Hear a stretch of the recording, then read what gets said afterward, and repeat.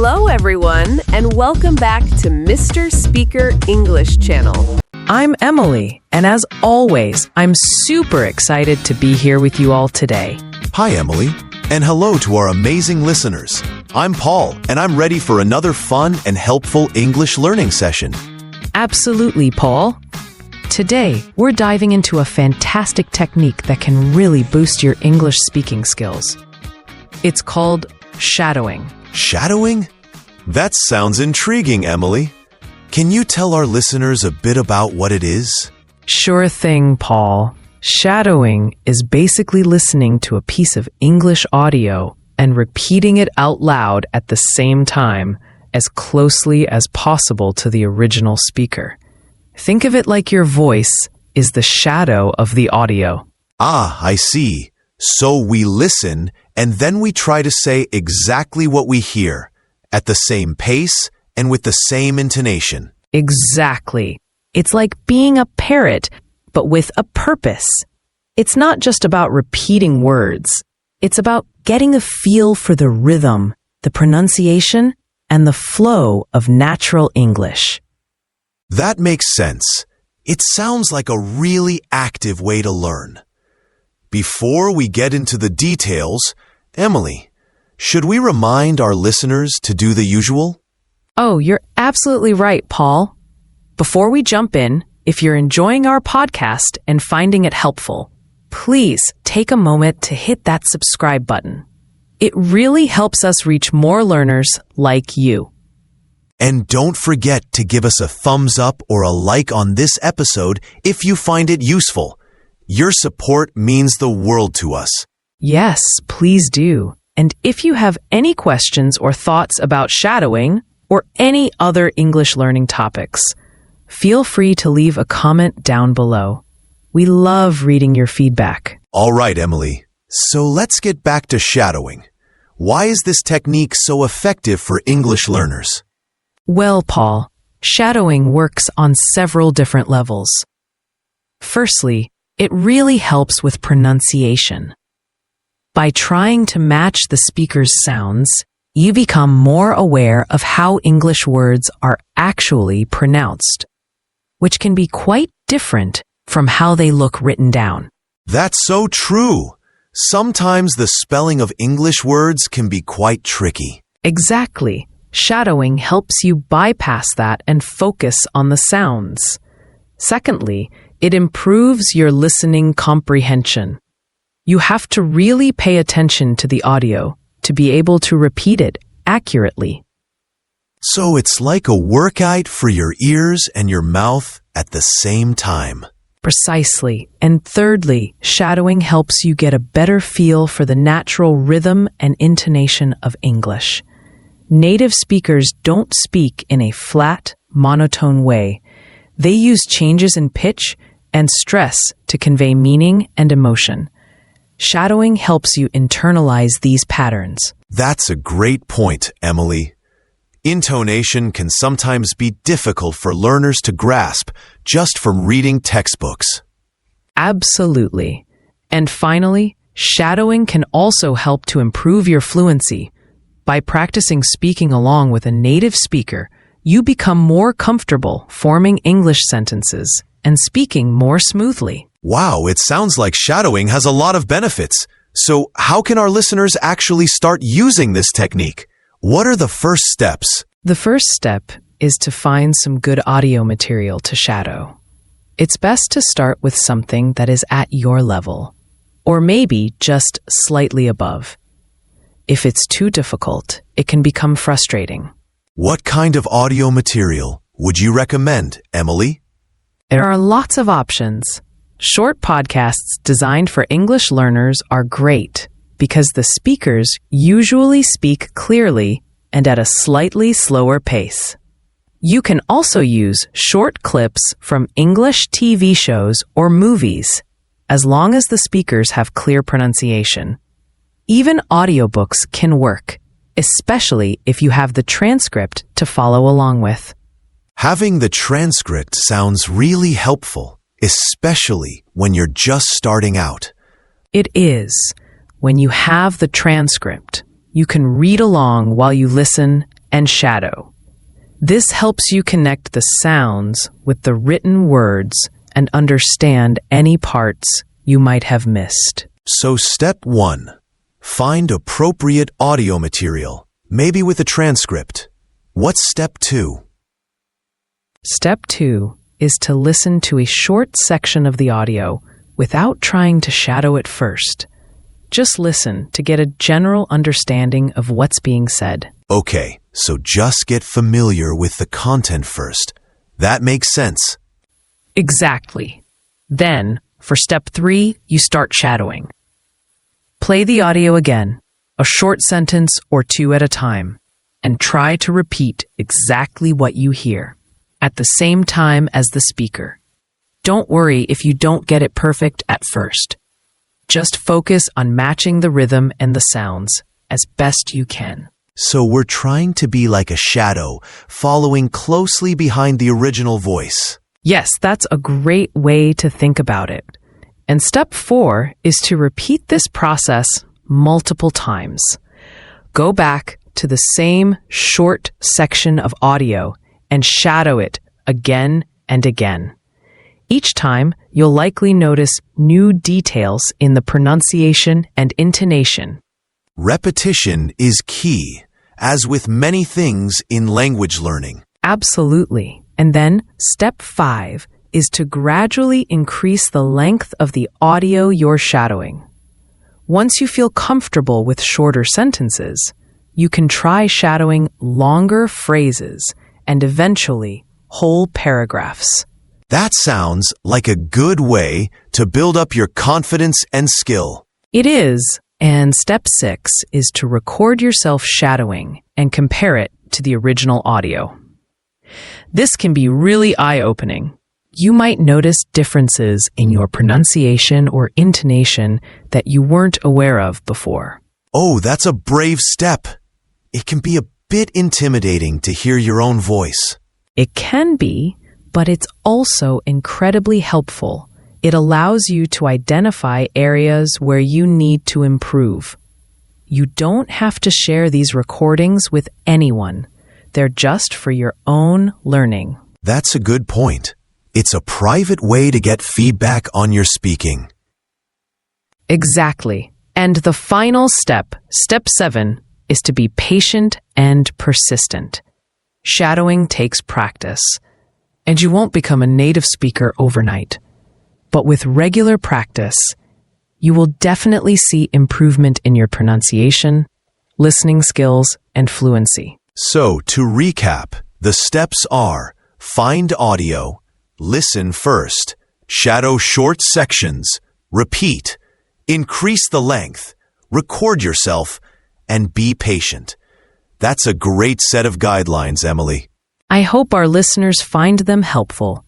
Now, Paul, do you have any tips for making the most out of a shadowing session? Yes, I do. One tip is to really focus on the sounds. Pay attention to how the speaker moves their mouth and tongue, even if you can't see them. Try to imitate those movements as best you can. That's a great tip, Paul. It's about getting a physical feel for the language. Exactly. Another tip is not to worry too much about understanding every single word when you're first starting. The focus at this stage is more on the sounds and the rhythm. You can always go back and look up unfamiliar words later. That's important. Sometimes learners get stuck on one word and it disrupts their flow. It's better to keep going and then revisit later. And a third tip is to try different types of audio material. Experiment with podcasts, news reports, interviews, and even songs. Each type of audio can expose you to different vocabulary and speaking styles. That's a fantastic idea, Paul. Variety is the spice of life, and it can also make your shadowing practice more interesting. Absolutely. And my final tip is to make it a regular habit. Even short, consistent shadowing sessions are more effective than long, infrequent ones. Try to incorporate it into your daily or weekly study routine. Consistency is so important in language learning. Even 10 to 15 minutes of focused shadowing a few times a week can make a big difference over time. So, Emily, what are some common mistakes that learners might make when they're trying to shadow, and how can they avoid them? That's a great question, Paul. One common mistake is trying to shadow material that is too difficult. As we mentioned earlier, it's best to start with something at your level. If you're constantly getting lost or can't keep up, it can be discouraging. Definitely. It's better to feel successful and build confidence with easier material first. Another mistake is focusing too much on individual words and not enough on the overall flow and intonation. Remember, it's not just about saying the right words. It's about saying them in a natural-sounding way. So, try to mimic the melody of the speech, not just the notes. Exactly. And a third mistake is not being active enough. Shadowing isn't just passively listening and repeating. You need to actively try to match the speaker's pronunciation, rhythm, and intonation. It requires focus and effort. It's like a mental and oral workout. It is.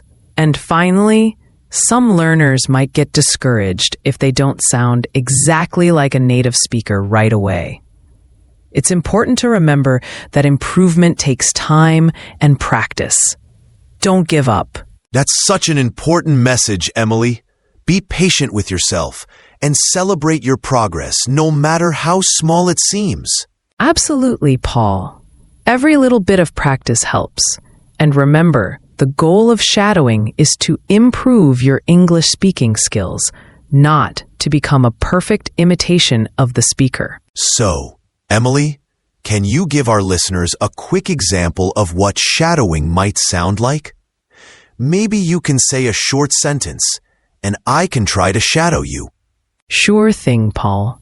Let's try this sentence. The quick brown fox jumps over the lazy dog. Okay, here I go. The quick brown fox jumps over the lazy dog. That was great, Paul. You matched my rhythm and pronunciation very well. See, listeners, it's about trying your best to follow along. Thanks, Emily. It definitely feels like you're more engaged with the language when you're actively trying to repeat it. It really does. It helps to build that muscle memory for speaking English. So, Emily, for our listeners who are just starting out with shadowing, what kind of resources would you recommend they look for? For beginners, I would definitely suggest podcasts that are specifically designed for English learners. These often have clear pronunciation and speak at a slightly slower pace.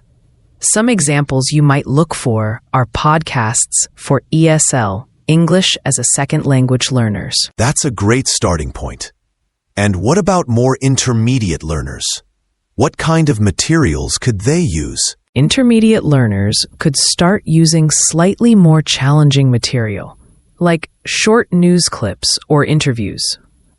They could also try shadowing parts of English TV shows or movies that have relatively clear dialogue. And for more advanced learners, what's the next level of shadowing?